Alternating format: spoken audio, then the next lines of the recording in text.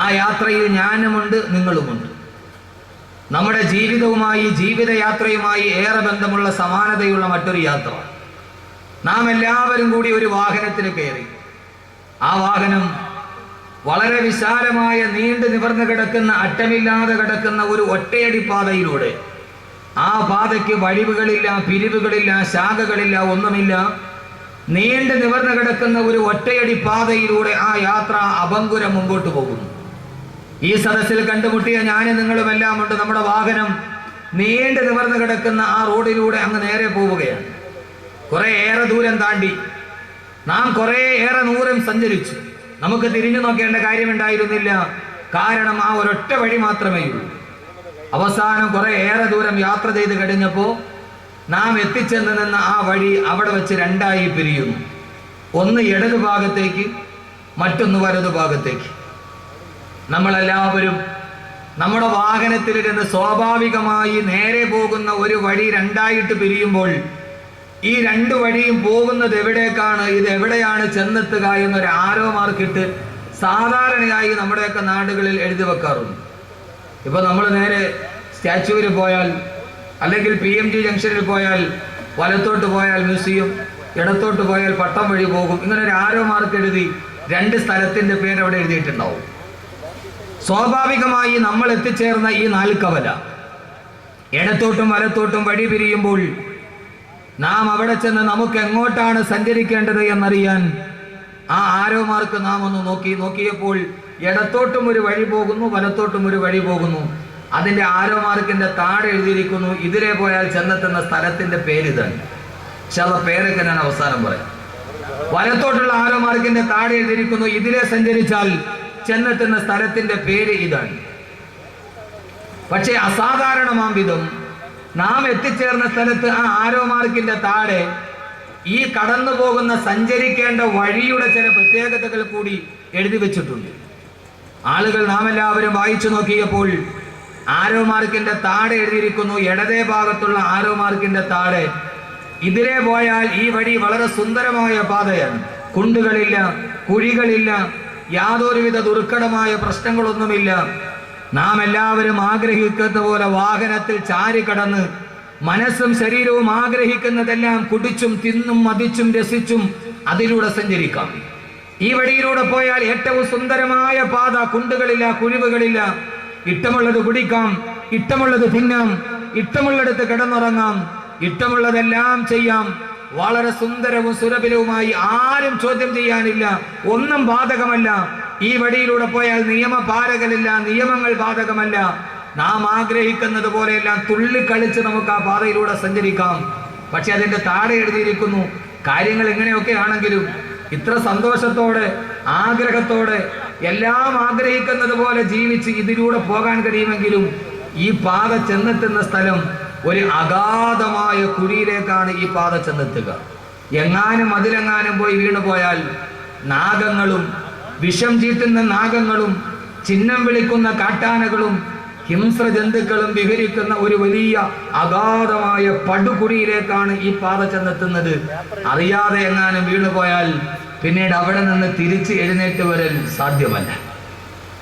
എങ്ങാനും വീണുപോയാൽ പിന്നീട് എഴുന്നേറ്റതിൽ നിന്ന് തിരിച്ചു വരൽ സുസാധ്യമല്ല. നാം ആ ബോർഡ് വായിച്ചു. ആ യാത്രയിൽ ഞാനുമുണ്ട്, നിങ്ങളുമുണ്ട്, എല്ലാ ആളുകളുമുണ്ട്. സുധീർ ഭായി ഉണ്ട്, സൈബുദ്ദീൻ ആചേണ്ടി ഇരിക്കുന്ന നിങ്ങളെല്ലാവരും ഉണ്ട്, സർവ്വ ആളുകളുണ്ട്. നമ്മളെല്ലാവരും ഞാനും അക്കൂട്ടത്തിലുണ്ട്. അള്ളാഹു നമ്മുടെ യാത്ര സഫലമാക്കട്ടെ. അള്ളാഹു നമ്മുടെ യാത്ര സഫലമാക്കട്ടെ. ഇന്ത്യൻ റെയിൽവേയിൽ ടിക്കറ്റ് എടുത്താൽ അതിന്റെ താഴെ കാണും wish you A happy journey. Indian റെയിൽവേയുടെ ടിക്കറ്റിന്റെ താഴെ എപ്പോഴും ഉണ്ടാകാം wish you A happy journey. നിങ്ങൾക്കൊരു സന്തോഷകരമായ യാത്ര ഞങ്ങൾ ആശംസിക്കുകയാണ്. നമ്മുടെ ഈ യാത്ര നാളെ അവസാനിക്കുമ്പോൾ അള്ളാഹു ഈ യാത്ര ഏറ്റവും നല്ല ശുഭകരമായ ഒരു അന്ത്യം കുറിക്കുന്ന യാത്രയെ അള്ളാഹു സ്വീകരിക്കട്ടെ. വലതുഭാഗത്തെ ബോട്ട് നോക്കിയപ്പോൾ അതിന്റെ താഴ്ഭാഗത്ത് എഴുതിയിരിക്കുന്നു ഇതിലെ പോയാൽ വളരെ ദുർഘടമായ പാത, കുണ്ടുകളും കുഴികളും നിറഞ്ഞ പാത. അതിലെ സഞ്ചരിച്ചാൽ ശരീരവും മനസ്സും വല്ലാതെ ഉലഞ്ഞ് വളരെ കഷ്ടപ്പെട്ടിട്ടല്ലാതെ ഈ പാതയിലൂടെ സഞ്ചരിക്കാൻ കഴിയില്ല. അതിലെ പോയാൽ ഏറെ പ്രയാസങ്ങൾ സഹിക്കേണ്ടി വരും. അതിലെയുള്ള പാത വളരെ സുഗമമല്ല, പരുപരുത്ത കല്ലുകളും മുള്ളുകളും നിറഞ്ഞു നിൽക്കുന്ന ഒരു പാത. പക്ഷെ അതിലെ സഞ്ചരിക്കുമ്പോൾ ഇഷ്ടമുള്ളത് കുടിക്കാൻ കഴിയില്ല, ഇഷ്ടമുള്ളത് കഴിക്കാൻ കഴിയില്ല, ഇഷ്ടമുള്ളിടത്ത് കിടന്നുറങ്ങാൻ കഴിയില്ല. മനസ്സും ശരീരവും എന്താഗ്രഹിച്ചാലും അതിനെയെല്ലാം അടിച്ചമർത്തി ഇഷ്ടങ്ങളോടെല്ലാം പൊരുതിയിട്ടല്ലാതെ അതിലൂടെ സഞ്ചരിക്കാൻ കഴിയില്ല. മനസ്സും ശരീരവും നല്ല കഷ്ടപ്പാടുകളും ബുദ്ധിമുട്ടുകളും സഹിച്ചാൽ മാത്രമേ ആ റോഡിലൂടെ പോകാൻ കഴിയൂ.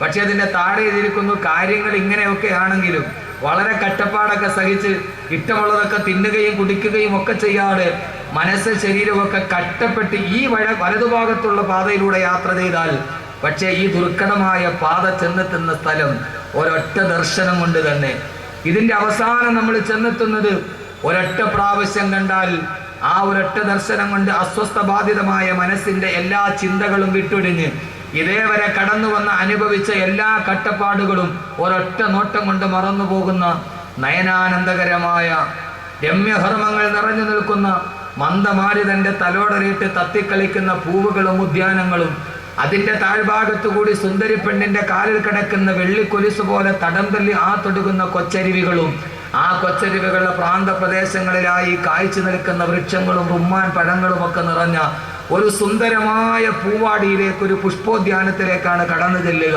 അവിടെ എത്തുമ്പോഴേ ഇതേവരെ കഷ്ടപ്പാടുകൾ സഹിച്ചതെല്ലാം ഒരൊറ്റ നിമിഷം കൊണ്ട് മറന്നു പോകും. അത്രയും സുന്ദരമായ ഒരു ഉദ്യാനത്തിലാണ് നിങ്ങൾ ചെന്നെത്തുക. 2 ബോർഡ് നമ്മൾ വായിച്ചു. ഞാനുമുണ്ട്, നിങ്ങളുമുണ്ട്. നമ്മളെല്ലാവരും വളരെ ബുദ്ധിമാന്മാരാണ്. ഞാനൊന്ന് ചോദിക്കട്ടെ, നമ്മൾ എങ്ങോട്ട് തിരിഞ്ഞ് യാത്ര ചെയ്യാനായിരിക്കും തീരുമാനിക്കുക? ചോദ്യം സുലൈമാൻ സ്ട്രീറ്റിലൂടെ എത്തിയ ആളുകളോടാണ്, നിങ്ങളോടാണ് ചോദ്യം. ചോദ്യത്തിന് മറുപടി പറഞ്ഞിട്ടാണ് വിഷയം. ആദ്യം നരകം പറയണം, പിന്നെ സ്വർഗം പറയുമെന്ന് തീരുമാനിക്കുക. എങ്ങോട്ടായിരിക്കും നമ്മൾ യാത്ര ചെയ്യാൻ തീരുമാനിക്കുക? സ്വർഗവും നരകമൊക്കെ വരട്ടെ, ഞാൻ സ്ഥലത്തിന്റെ പേര് പറഞ്ഞില്ലല്ലോ. ഏത് ഭാഗത്തോടെ പോകാനായിരിക്കും നമുക്ക് എടുക്കും? ഇടത്തോട്ടാണോ വലത്തോട്ടാണോ? വലത്തോട്ട്. എല്ലാവരും കോൺഗ്രസ്സുകാരെ?